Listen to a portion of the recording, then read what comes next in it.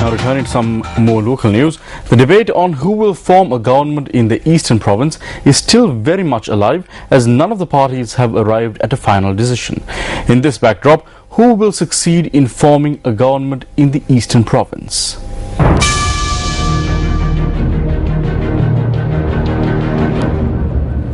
The Sri Lanka Muslim Congress has become the decisive factor in determining who will form a government in the Eastern Province. As the UPFA and the National Freedom Front together have 15 seats in the Eastern Provincial Council, they have the ability to establish a government. However, this scenario is likely to change when considering the fact that the ITAC and the UNP, which are also ready to form a coalition, possess 15 seats in the council. The SLMC, which could tilt this balance, is yet to announce which side it will be joining. The SLMC has not rejected the offer made by the ITAC that if it were to form an alliance, the position of Chief Minister will go to a SLMC nominee.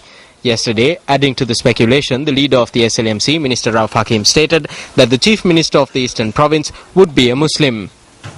I must state that our aspiration of the seat of Chief Minister being given to a Muslim national will be realized no matter what happens.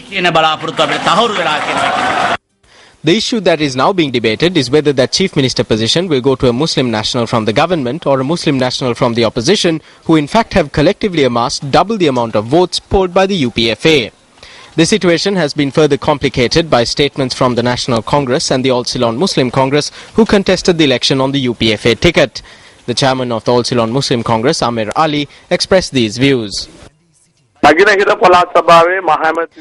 National Congress and the All Ceylon Muslim Congress have made a joint appeal to the President and the government to appoint a Muslim Chief Minister to the Eastern Provincial Council.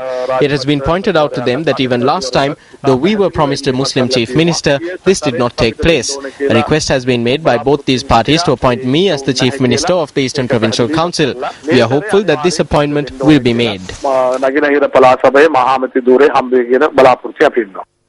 Meanwhile, the convener of the National Organizations Collective, which was part of the UPFA's rise to power, Dr. Gunadasa Amarasekara, said that they have no objection to the position of Chief Minister of the Eastern Province being given to a Muslim national.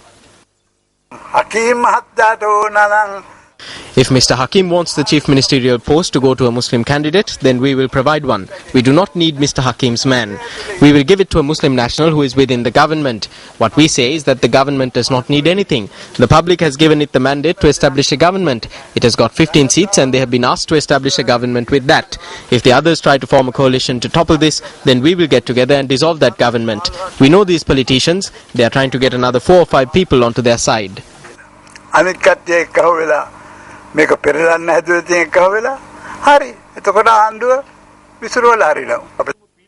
SLMC, which contested the provincial council election on its own, led a decidedly anti-government election campaign. Azad Salih, who contested the Eastern Provincial Council election with the SLMC, says that the party must consider the demands of the majority of Tamil-speaking people who voted for them when establishing a government. What we expected from Hakim is not merely a Muslim Chief Minister. We wanted a Muslim from the SLMC to become Chief Minister. That is why the people voted for us. The people were tricked. They didn't understand it. That is why they all clapped. This is a traitorous act by Hakim. We need to tell him that he has no right to sell the Muslim people. The only option he has is to engage in discussions with the TNA and form an administration with them without delay. They have promised to give the Chief Minister post for a period of 5 years along with 2 ministerial posts. The TNA says that they will take over the Chief Minister post after 5 years. When the people have granted a clear mandate, we should stop this path which Hakim is taking. I also challenge him to join the government, hand over the Chief Ministerial post and come to the Eastern Province.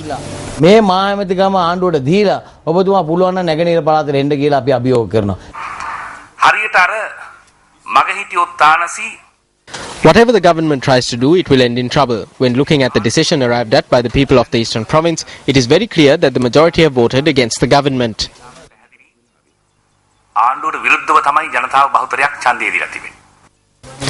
Meanwhile, representatives of the Muslim community state that whether Rauf Hakim joins the government or not, the Muslim people did not vote for a Muslim chief minister from within the government. The people in the East voted for the Muslim Congress in order to safeguard the rights of the Muslims and to solve our problems.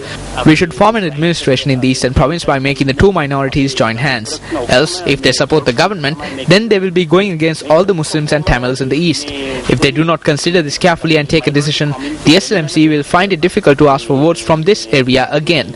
This could be the SLMC's last victory.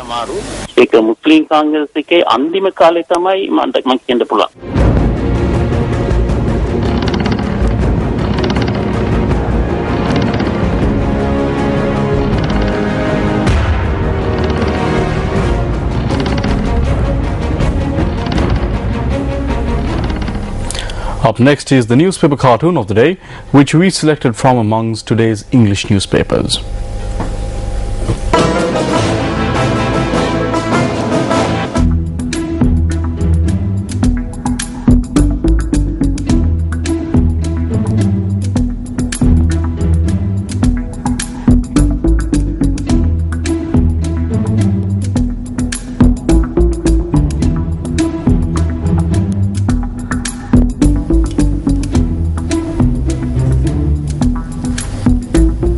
A ceremony to commemorate the 106th birth anniversary of late President J.R. Jayawardena was held this afternoon under the auspices of party leader Ranil Wickremesinghe. The commemorative ceremony was held at the J.R. Jayawardena Centre in Colombo with the participation of several distinguished guests. Professor K.D. Panavithana delivered the commemorative lecture. A book highlighting the special speeches of President J.R. Jayawardena was launched at the occasion. පිළිගැනීමේ කතාව පැවැත්වීමට ඊළඟට ඔබට පුළුවන් චිත්‍රපටය ජයවර්ධන මහතා පිළිබඳ චිත්‍රපටය නැරඹීම.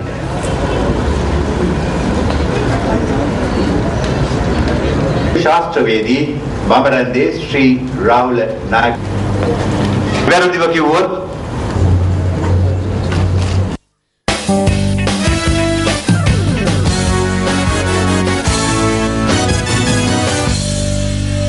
We start off with some cricket news. Sri Lankan cricket captain Mahela Jayawardena states that his team is prepared to make a turnaround in the 2020 World Cup.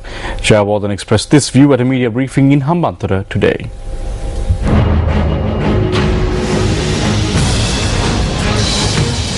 The much-awaited World 2020 will commence tomorrow at the Mahinda Rajapaksa Stadium in Suryavaba, and the Sri Lanka team was seen hard at practice today at the venue for their match against Zimbabwe tomorrow. Following the practice session, Sri Lanka's skipper Mahela Jayawardena spoke to the media. It's a unique venue in the sense that, we got a great support here, and it's a developing area.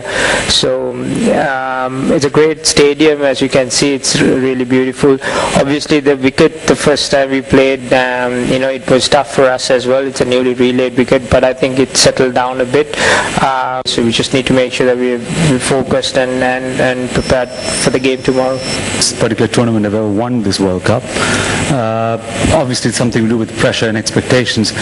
What is your take on that? I mean, how do you view that? Well, there's always first time, isn't it? I think, no one has done it, so maybe it's our time to turn it around and, make it a first. That's how we look at these kind of tournaments, with a positive frame of mind. Like I've said, a lot of people have asked us, we've choked in the finals. I'd rather be in that situation than, knocked out in the first round or the second round. So that means we're doing something pretty good in these big tournaments. We were handling pressure pretty well and getting to those situations where we can win tournaments.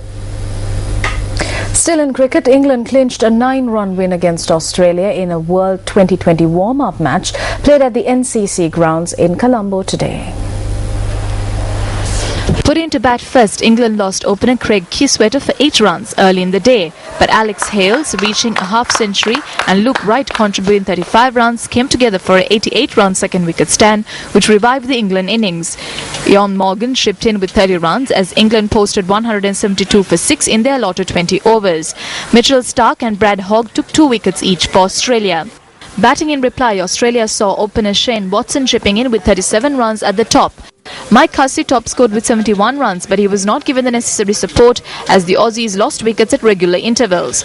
The Australians were restricted to 163 for 6 in 20 overs to hand a 9-run win to England. Well, there was plenty of action in the R. Premdas Stadium with some brilliant performances by India and Pakistan alike in their World 2020 practice match today. However, the star of the game was Kamran Akmal, who belted an unbeaten 92 runs to help Pakistan storm to a 5-wicket win. India, who won the toss and decided to bat first, were dealt an early blow by Umar Gul when he clean bowled Gautam Gambhir for 10 runs. After the dismissal of Sehwag for 26 runs, Virat Kohli and Rohit Sharma came together for a 127-run third-wicket stand. On that toe, that's cut very well, bisected the point and the short third fielder. Sharma reached a half-century of 40 balls before he was bowled out by Saeed Ajmal. To continue, and it's bowled him. Kohli, however, proved unstoppable with the willow as he made a quick-fire 75 runs off 47 balls as India posted 185 for 3 in 20 overs. Pakistan, in reply, saw wickets tumbling thanks to the efforts of Ravichandra Ashwin, who yielded 4 wickets for 23 runs. Oh, he did that well, but more high than 2 in a row. Now, has he found a fielder too? That's second. The cricketer who stole the limelight today was Kamran Akmal, who made an impressive knock of 92 runs off 50 balls, inclusive of 6 sixes, to ensure that Pakistan sealed a 5-wicket win with 5 balls to spare. Oh, that's a fine shot. That player's struggling. Oh, that's a fine shot. That'll seal it, really. Might well be it. It might well be it. Rohan Sirisena of Sri Lanka Air Force won the men's singles finals at the Open All-Ireland Ranking Table Tennis Championship, while Ishara Madhurangi of Sri Lanka Air Force won the women's singles title. Open All-Ireland Ranking Table Tennis Championship, which was held over a period of 3 days, concluded today at the St. Thomas's College Indoor Stadium in Mount Lavinia. Rohan Sirisena of the Sri Lanka Air Force took on Nirmala Jayasinghe in the men's final played yesterday. Sirisena went on to win the final 4-2. In the women's draw, Ishara Madhurangi of Sri Lanka Air Force secured a 4-2 win against Irandi Varusavithana of Dharmashal College, Ambalangoda. Udaya Ranasinghe of Vidyartha College, Kandy won the under-18 boys singles, while Praveena Silva of Girls High School, Kandy won the under-18 girls title.